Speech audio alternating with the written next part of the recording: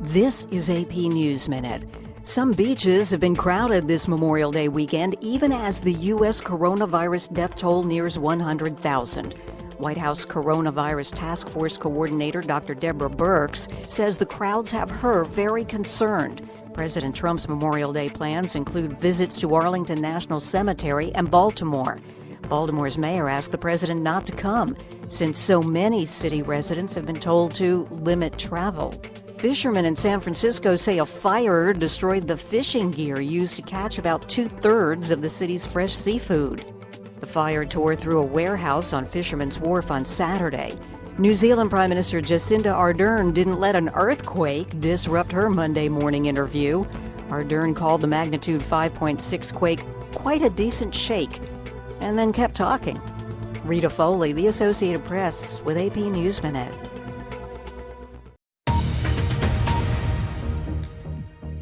This is BBC World News. The headlines. A meeting of the British Cabinet today to discuss the relaxing of lockdown measures is being overshadowed by calls for the Prime Minister's chief advisor to resign for breaking coronavirus restrictions. Ministers say Boris Johnson's defence of Dominic Cummings undermines the government's message. Greece is reopening its islands to domestic tourists today in the latest move towards ending its lockdown restrictions, but most international flights won't resume until the middle of June. Brazil's coronavirus death toll is continuing to rise. The US has imposed travel restrictions on foreign nationals who have been to Brazil in the last 14 days.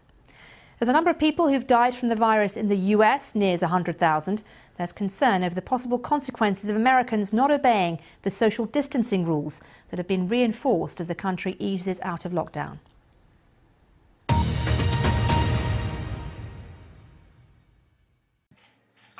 Could this be how a restaurant table for one looks in the near future? French designer Christophe Guénon says his oversized lampshade of transparent plastic will keep diners safe. And unlike some other designs on the market, he reckons they look pretty chic too. Some of the designs I've seen look like we're in prison, and it doesn't tempt me to go and eat in a prison visiting room. I said to myself, maybe we can make it more glamorous, prettier, more poetic. The design will go into production within days, and Guénon says he's received interest from as far afield as Canada, Japan and Argentina. France has begun to relax some of its lockdown restrictions, but the government is yet to green-light the reopening of all restaurants and bars because of the problems they pose for disease control.